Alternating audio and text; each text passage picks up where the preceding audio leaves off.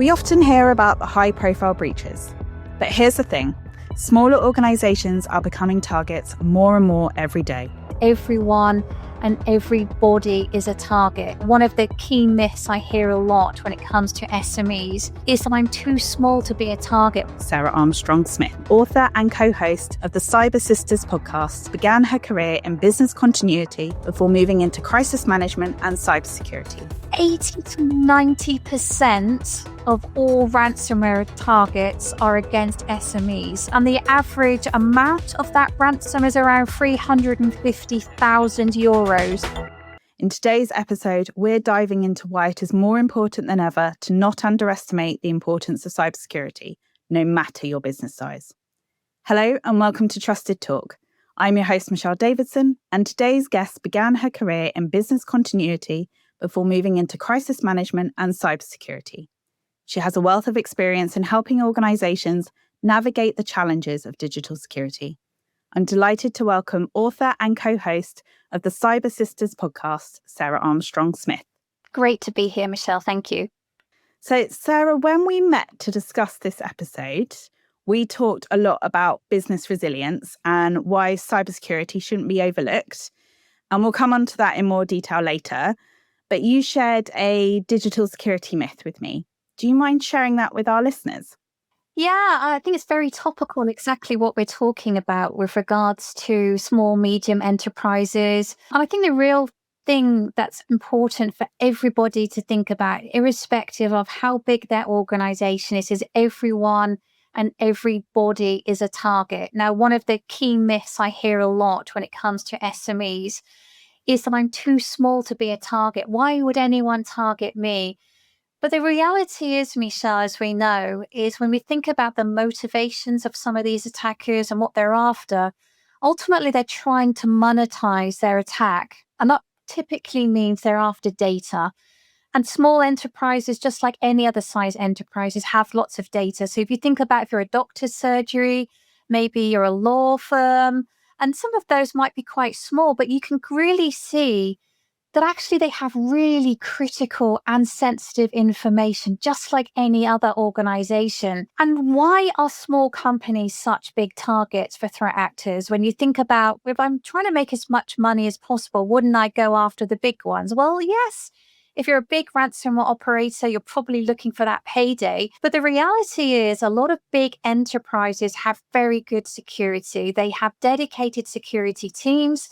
They have very good technology. They have very good monitoring. They have all of these things in place. Therefore, it's actually quite difficult for a threat actor to be able to achieve their objective, or at least achieve the objective in the way that they want to, which really therefore means that the SMEs are high value targets. And if I can just share some stats, really. So 80 to 90% of all ransomware targets are against SMEs. And that's an SME when we're talking is less than 500 employees. And the average amount of that ransom is around €350,000. So you can really see from a threat actor's perspective, as far as they're concerned, from an SME's perspective, if they don't have that level of security, they don't have that level of capability, they might not even have a security leader. And so when they're trying to do a ransom or they're trying to exfiltrate data and then they're trying to extort that company, you can kind of see why a lot of companies, particularly small enterprises, just might panic, and hence they're more likely to pay. Well, at least that's the philosophy of the threat actor. That amount and that figure can be like breaking to some businesses. That could be detrimental and end the business. They may be that slightly larger size from an independent, but it's still a staggering number that could have a detrimental impact. So it's not just a financial vulnerability that they're exploiting, they're also exploiting the vulnerabilities of the cybersecurity posture and access to the systems. Exactly. And when you kind of think about the operational, reputational impact, so we talk a lot about companies, have you got good backups? Have you kind of tested those backups? And that's quite a hard thing, actually, even for a large enterprise. So one of the things that we talk about, do you have a plan that you could recover from zero? So when people think about backup tapes, for example, they're normally thinking about it from an operational perspective. So I might have a corruption, I might need to restore the odd file, but could you actually restore your entire company and know how to do that, and the timelines, and have tested? And that's a lot to ask for a small company when you think about all the overheads and all the other things that they need to think about. And so they don't have, as we said, that kind of level of capability necessarily, that level of testing or that level of simulation. And you can kind of see when you are in that situation where somebody has exfiltrated a lot of personal or sensitive data, somebody has potentially encrypted all of your network, you don't really know what to do, you don't really know how to recover, then that in essence is the game plan of the threat actor. So it might it is a lot of money for a lot of those companies. And so they might feel that they don't actually have an option. And so I would always sort of advocate, I know it's easy for me to say not to pay, but it is a real strategic decision that a lot of companies face, irrespective of their size. But it's something you have to think about in advance. And you have to think about the implications of paying versus not paying, and particularly of the reputational impact. And obviously, there's the consideration of also you're funding organized crime in one way or another. But ultimately, this is exactly why we're saying, Michelle, is they are targets, and companies of all sizes really need to kind of think about their cybersecurity posture, the capability they have, the risks that they're facing, but also plan for that level of resilience as well. This is asking some really tough questions from the outset that they're not going to be easy for the smaller enterprises to ask those questions, but it's important to ask those questions. How do you think the approaches for an SME is compared to a larger enterprise? What sort of approach, like how would it be different for that organization to take? Yeah, I think if you look at any company of any size, of any sector, they're always in this dilemma. We talk a lot of companies are digital these days. So a lot of what they do is hinged on technology in one way or another. And a lot of companies are in this realm of, do I build or do I buy? Now, if you're building your own capability, and, some of those companies, some of those SMEs might actually be very niche, very specialist tech companies. But if you kind of look at a lot of the different companies with regards to, okay, I need to build some technology, I need infrastructure, I need to do a number of different things. Now, that's actually got quite a large overhead to it, not just in terms of that level of investment, but you kind of think you've got to constantly be evolving with the different types of technology. You've got the data, you've got to code, you've got to train people, you've got to do all of these things. And when we think about the rapid pace of change that we're seeing at the moment with technology, and we can kind of look at AI as a really great example of how quickly that's moving forward. So when you're investing in this technology, the time that you've implemented, the time that you've done all these things, it might be out of date. So ultimately, you have a big overhead. And that's where you have this dilemma between, do I build or do I buy? When the build and the buy is really, you might have like cloud enterprise or cloud software. And so we're seeing a huge increase on a lot of companies of all different sizes who are investing in software as a service. And ultimately, that means you don't have that overhead necessarily. You might pay a license, you might pay a fee, whatever that kind of model looks like for that enterprise. The really good thing, irrespective of what type of cloud service or cloud applications we're talking about, I like to think of it really simply, is a problem shared is a problem halved. And one of the real key things that a lot of companies struggle with, irrespective of their size, is just keeping things up to date, patching systems. And so it sounds like an obvious thing, but it can be quite a burden. It can be quite an overhead for a lot of companies, knowing I've got to take things offline, I've got to update it, I've got to test it. And so irrespective of the type of cloud or services, that kind of goes away to a certain extent.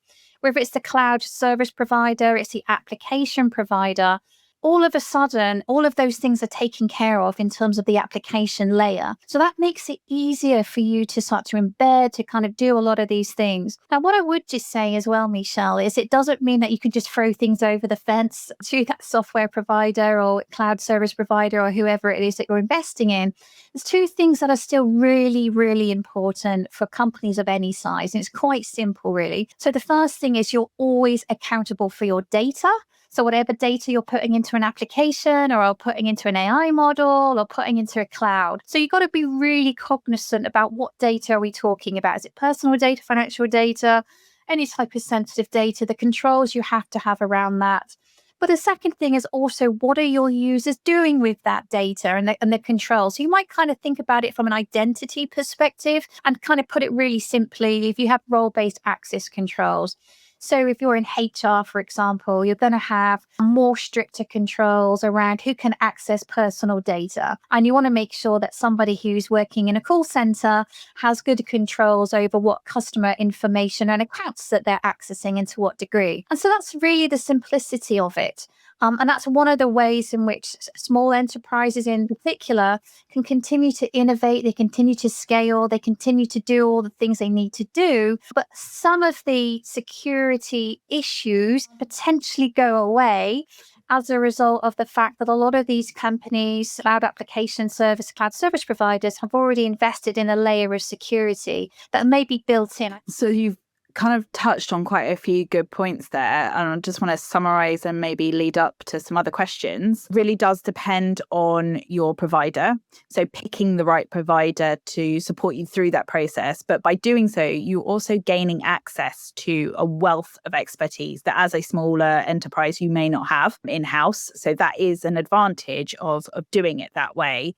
Obviously, you could decide to do it whichever way suited your business. But that is the other point that I kind of want to lead on to. It's your business, and your business needs are very different to someone else's. And so having a provider that can support you through that process of understanding what your business needs to give you the right security for your business, so that you're confident that you have done what you can in delivering that cybersecurity posture, especially if a business is innovative. So there is a lot of technology advancements at the moment, and some of those smaller tech companies may feel like they want to hold it all in-house, control it all, and that could actually be a hindrance to their progress.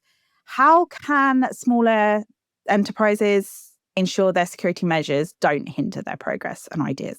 I think the main thing is just learning from others. As you quite rightly said, Michelle, this is, there's opportunities to learn from some of the technology companies that you're thinking of working with, but also looking at your peers as well that work across the similar sector. But also if you're a regulated entity as well. So as we sort of said, it doesn't really matter about the size of the entity. There's going to be requirements placed upon you. There's expectations placed upon you by your employees or even by some of your consumers. Now, I think the interesting thing is when you think about small and medium enterprises, they're part of a very long and big supply chain, and they might play a very niche part of that supply chain as well, depending on what they do and part of their services. There's a real opportunity for partnerships and collaboration, particularly when you're thinking about like large enterprises and how can they help and enable the smaller ones. And part of that is really thinking about what are the minimum controls and expectations that you're placing upon some of those third parties with regards to their ability to bid or your ability to procure different services. So a good example might be, do you have to hold a minimum level of certification? So in the UK, we have Cyber Essentials, and sometimes that's seen as a minimum layer that a lot of companies, particularly small enterprises, can utilize as a way of giving assurance to companies that they're going to be entering into business with. And I think, therefore, when we think about some of this, well, Michelle, we don't want to think about it just as a cost center, just as a thing that we have to do. If we can look at it from a positive perspective and see this as a competitive advantage, particularly across that supply chain. So if you can actually be able to demonstrate that you've got all these good controls in place, that you're managing your risk, you understand the expectations, you're learning from your peers, you're learning from what's going on more widely with regards to how some of those threat actors are evolving. And you're really thinking about that in terms of how you're picking and choosing your technology and your partners and your kind of third parties, it really does go to show that you're actually demonstrating that you're a critical part of the ecosystem. And I think that's a really nice way to think about it. You're never alone. The help that's available to enable people to be proactive with regards to understanding their current posture, understanding what good looks like, being able to certify to a minimum level, but also being able to test and really kind of understanding your current position. But as we sort of said as well, it's really then understanding when something does go wrong, what help is available. If that help is available through National Cybersecurity Centre as the technical authority in the UK, for example, for cybersecurity, as we say, regulators, even those service providers that we spoke about as well, that they're probably going to have some capability to help you. And some of that capability, particularly when we're talking about cloud services and application services, you may find that a lot of the backup and recovery is actually being done for you to a certain extent in the background, dependent on the service you have. So it's utilizing, doing more with less. So making the most of those connections that you have, that support network that you have, and also building it as a part of your business model and that business resilience as a core part. It's not just something IT do. It is something obviously they do support with and enable kind of the continuation and bringing in that level of expertise. But it forms very much a larger ecosystem in terms of how your business operates to scale, to grow, and it, like you say, become a positive for your business. It's not just like, oh, well, it's one of those things we've got to do. We've got to tick that box. It can't be like that to survive. If we have a growing number of threat actors, the attacks are getting more sophisticated. How can organizations use their IT tools and AI? How can they use those tools to meet the pressures of doing more with less? Yeah, you think about a lot of companies that are using AI and they're really thinking about how can I use AI into some of my business processes to get more efficiencies? How can I speed things up? How can I get access to information quicker? How can I get to market quicker? So there's a real lot of benefits that a lot of companies of different sizes are thinking about when they're looking at AI and there's innovation and technology that's kind of coming. But the really important thing, again, is thinking about what's your use case ultimately. And are you prepared right now to be able to take advantage of AI? Because actually what it may expose is the underpinning issues. So if you have issues with where's my data? Who's got access to my data? Have I got good privacy controls? Have I got good security controls? Those things don't go away. In actual fact, it makes it worse. It elevates the fact that you've got all of this data exposure and all of these issues. Now, a good thing is you can also use the AI in reverse, particularly to find those gaps. And one of the things I talk about is your threat actor's path is your user's path. And so you could actually utilize the AI to help you to figure that out. That's a really great way of how you could use AI from a security perspective to give you that visibility across your entirety of your estate, to show me where the gaps are, where I should prioritize, and what should I be doing first? How do I teach people about security? How do I get the very best out of it? So you can see there's actually some really positive benefits of embedding AI into security. If we think about it more wider in terms of how companies might be thinking about AI more generally, really key to think about, again, is the use cases and the consequential impact when something goes wrong. So it kind of brings back that resilience and crisis management. Now, I give you just two really simple examples that might resonate. So let's think about small business. You might be a travel agent, let's say.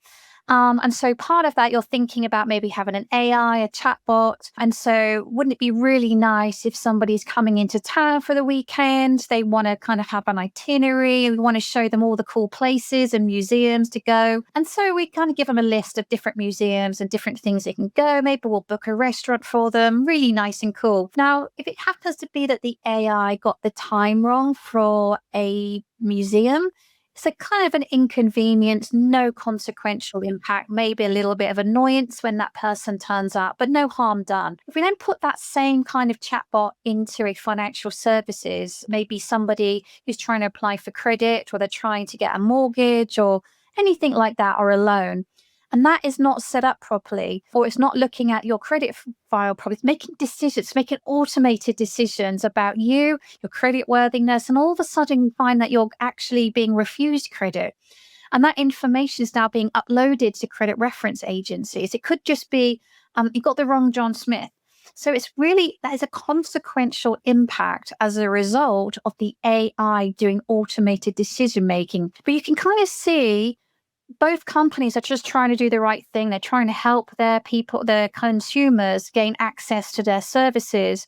But the consequential impact is very, very different as a result of that. So accountability, transparency, where are we using AI and to what extent? Which is why I was sort of saying before we kind of put it into the outside world and into our consumers, is there an opportunity for us to kind of maybe put it internal into our own organization? Maybe do some small little changes, maybe get people access into HR files. Maybe they can just get access to some HR policies, something like that. It's going to be quite small. It's going to be quite ring fenced, but you can kind of then see potentially what those issues are, how you resolve them. But it's really important, but before you start thinking about taking advantage of all of this cool technology, we all want to take advantage of, do we understand why we're doing it? It comes down, from what I'm hearing, it comes down to that ultimate trust. Can you trust your systems, but can your customers trust you? And then how you respond to that. And I think from some of the breaches we've heard over the last couple of years, the ones that have survived past the breach, it's come to how they've responded and how their customers have trusted. And that could be anywhere from a B2C, a business to consumer business, or a B2B, or, from the right down to the tech. The trust and that digital trust becomes such a core part of the cybersecurity strategy and the resilience of the business. So like we talked about earlier, it's all becoming a part of that core plan in how you can mitigate some of that crisis, not completely stop it, because the threat actors have their own agendas, and if they're going to find a way, they'll find a way, right? But it's what you do in place and what you therefore do afterwards if the unfortunate happened where you were a victim of a cyber attack. What's your thoughts on that? Yeah, absolutely, Michelle. This is a really key point of good crisis management. As we sort of said earlier, that you have to really plan for the fact that you may get attacked at some point. As we sort of said, everyone and every person is potentially a target. So it's not the fact that you've had an incident, which is necessarily the problem, it's how you handle it. And that's probably what you're going to be remembered for. So trust, transparency, being really honest about what's happened, being able to share and being able to collaborate, like level of communication, making sure we've got the right culture, as we sort of said from the outset, where we really are putting security, privacy, resilience as built into the way we do business. How we think about how we're communicating with our consumers, our suppliers, our employees is so, so important. And that's why we said that proactive and reactive response both go hand in hand. But it's really, really is fundamental, I'd say, Michelle, with regards to trust is absolutely fundamental to everything that we're talking about today. Are there any insights or stories that have shaped your approach to security? You've touched on some of it. You alluded to what you would do, the transparency and the maintaining that trust. Are there any insights that have led you to there? Yeah, I mean, I've pivoted from business continuity, disaster recovery, crisis management into cyber. And one thing always holds true. What are you trying to protect and why? You need to have a really good think about that, because one of the things I think when we talk about some of the myths, people think about cybersecurity from a technology perspective. We're here to protect devices and cloud and servers and networks and various things, but those things don't have a value to them until you put some data on it or you put some people in front of that data. And it changes drastically with regards to the type of data and the type of people. So that's why I really want people to be cognizant about what are they protecting ultimately. And one of the things I think holds true right from my very early days working in business continuity is making sure that we always have people first in our considerations, irrespective of the type of incident. It just makes sure that we have the right mindset from day one. And if I put that into perspective, I can't tell you how many business continuity plans that I have reviewed over the last 20 odd years. And typically what you'll have is a list of priorities. And what you might have is like financial impact, operational impact, regulatory impact, and all of these things. And kind of people might be at the middle. So I will then challenge them back and say, so you value profit over people? Is that what you're saying? No. But that's inadvertently what it says when your very first thing in your business continuity plan or the considerations as a result of any incident, doesn't have to be a cyber, it could be any incident. So if you have financial impact first, it's setting the wrong mindset in terms of I'm thinking about my monetary position. I'm thinking about the impact to me, not to people.